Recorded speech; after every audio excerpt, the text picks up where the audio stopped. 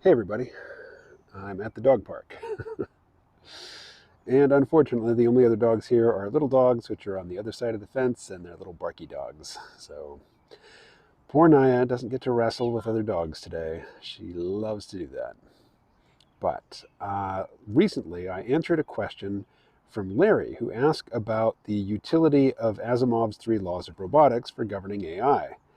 And I repeated an opinion that I formed more than a few years ago. So it's always good to revisit old opinions like that because they have a tendency to get stale, if we don't continue to examine them.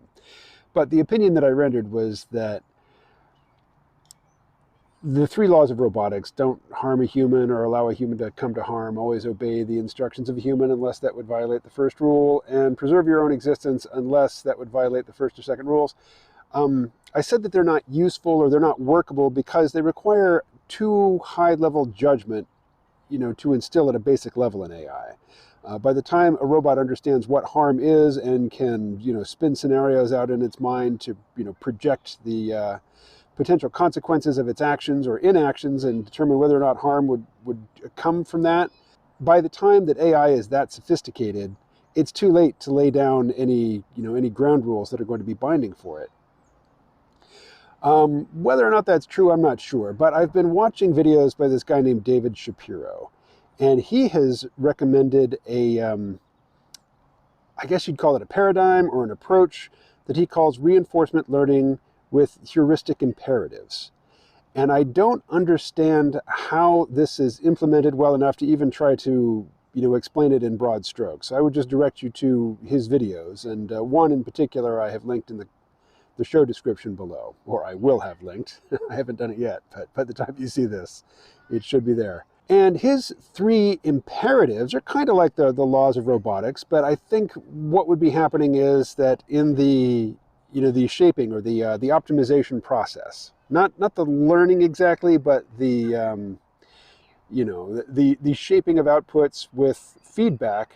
The feedback can come from humans. That would be reinforcement learning with human feedback. I think with heuristic imperatives, there would be another layer, another level, which is basically giving feedback to the model, asking it if its output is in line with these 3 heuristics. And the 3 heuristics are reduce suffering in the universe. So that's not just human suffering, that's all suffering. Animal suffering, even machine suffering, I suppose, if such a thing turns out to be possible. But not eliminating suffering, because the easiest way to eliminate suffering, of course, is going to be to kill everything. If it's dead, it won't suffer anymore. And humans need a little bit of, maybe even more than a little bit, depending on your capabilities, of challenge in life. You can't have a totally easy life, where everything is handed to you and be fulfilled and happy. We need some challenge. Now, whether a video game console is enough to provide us with enough challenge to be happy, I think is going to vary from person to person. But, and I think it's dangerous to equate challenge with suffering. I think with insufficient challenges, we would suffer. But anyway, reduce suffering is the first heuristic imperative. The second is increase prosperity. Again, not for humans. It's just increase prosperity in the universe. What does that mean? Well, again, this is one of these things that's going to require some judgment. So I'm not sure how you instill this into the feedback mechanism. How does the feedback mechanism know to evaluate the output of the model to determine whether or not it would increase prosperity? But anyway, that's the second law, or the second heuristic imperative: increase prosperity. And then the third is increase understanding in the universe, which is to say, raise everybody up, help everybody be smarter, help everybody understand better what's going on. Now, would this decrease the happiness of people who derive happiness from comforting illusions? Maybe, but maybe a higher happiness, a greater happiness, just axiomatically comes from understanding the truth of the matter. And that, a comforting illusion should be a temporary refuge at best, and something to be avoided, most of the time when possible. Maybe that maybe increasing understanding serves to increase prosperity and decrease suffering generally. I don't know. I don't know if that's true. I like the idea that we're better off knowing the truth, that we're better off with, legitimate understanding of how the universe works, not taking comfort and shelter in, illusions and, primitive stories, because we're not sophisticated or complex enough in our cognition to understand the real situation. But I don't know.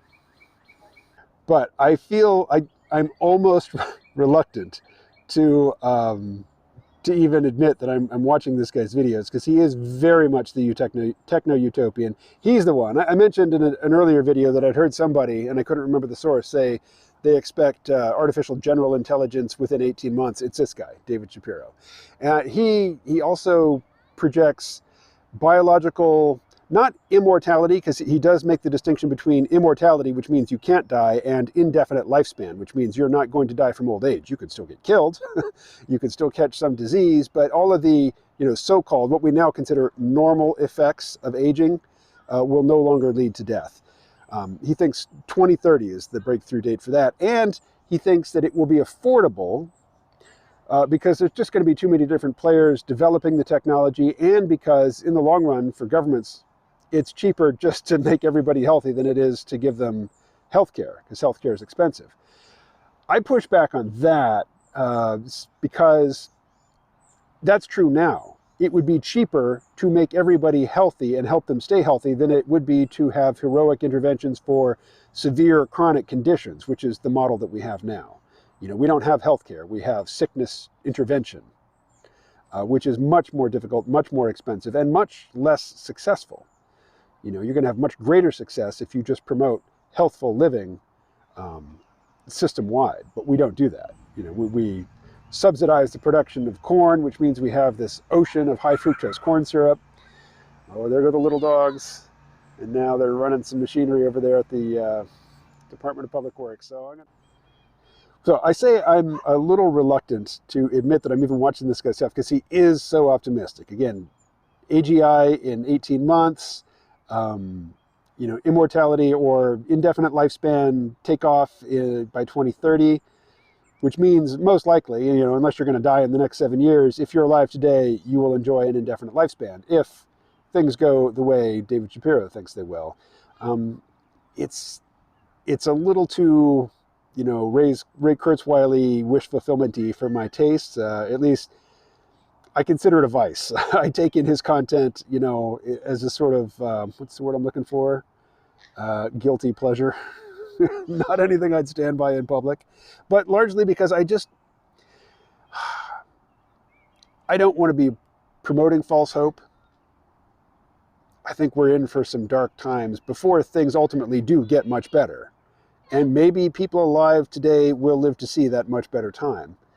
Maybe I will, but I'm not counting on it, and I'm not envisioning it as the certain future that, we definitely are going to get to, barring short-term calamity like nuclear war or something. So, in addition to the 3 barky little dogs, the woman here has 3 young children, one of whom is a toddler. And I think that my dog Naya has never seen a toddler before today, and she's very interested, and she seems quite gentle, but there's fortunately a chain link fence between her and the toddler. But the toddler came and stuck I think it's a he, but I'm not sure. It's still very androgynous at that age, but stuck, we'll say, his hand through the fence and, to touch Naya, and she didn't bite him, but, she's very friendly. She's a very friendly dog.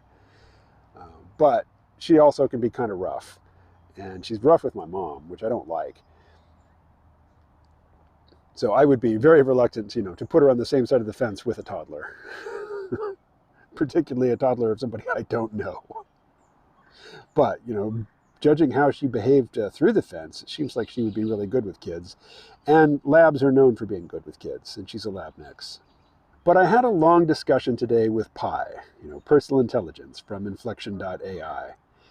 And I went kind of doomer and kind of like nihilistic, political curmudgeon, just talking about how, isn't it convenient for the wealthy, for the elites, that just as AI is, taking over a lot of the workload that used to depend on humans, and we've got more and more surplus humans, no longer employed workers, that along comes fentanyl, which, is very attractive to those suffering from the despair of being displaced, which is just utterly compelling once you've tried it, apparently, and which kills a fair number of people who do it. And if you do it long enough, you're probably going to die.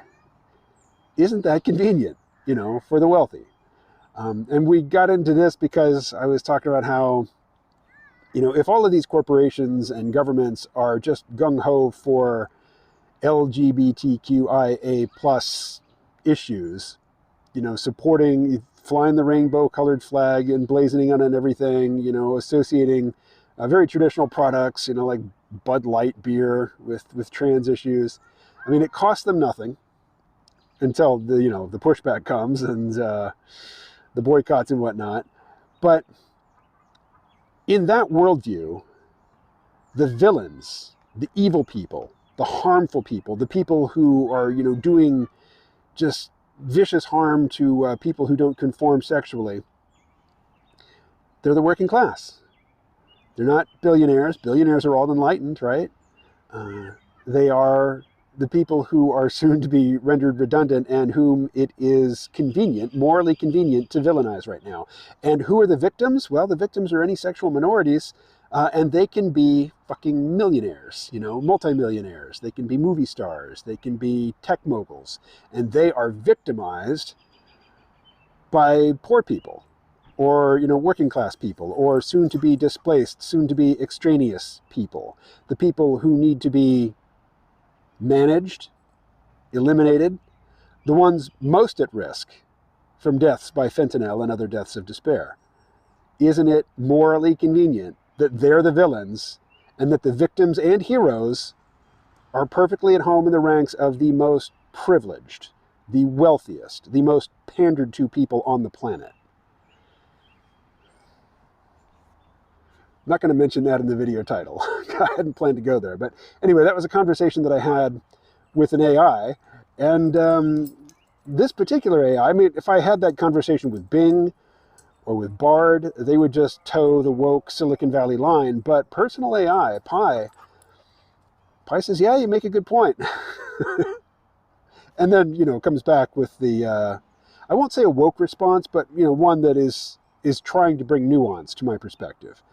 Basically it was just saying, look, it's a complicated world. There are market forces. It's not necessarily the result of a deliberate conspiracy that suddenly the black market is, awash with fentanyl, this potentially instantly deadly chemical. And that even drugs like cocaine, which are supposed to have effects that are the exact opposite of opioids, opiates, and fentanyl, that it's being substituted there. Why? Because it's cheap. It doesn't depend on a plant. You don't have to have coca leaf. You don't have to have opium poppies. It's just a chemical made in a lab, and it's very small, very compact. Yeah, it's deadly. But I went to a meeting of community and police in Bellows Falls, Vermont, when I was still living there. And one of the things that the police were saying, the first thing they said, which just gets them credibility in a place like Vermont, is, they've come to the realization, and they've enacted it in policy, that the way to fight the drug war and to fight addiction is not to arrest addicts. But one of the other things they said that is, if some drug supplier in town has a reputation, if there's a rumor going around that they've got a hot supply, that you're likely to OD from that supply, people flock to it. It just means it's strong. They want it.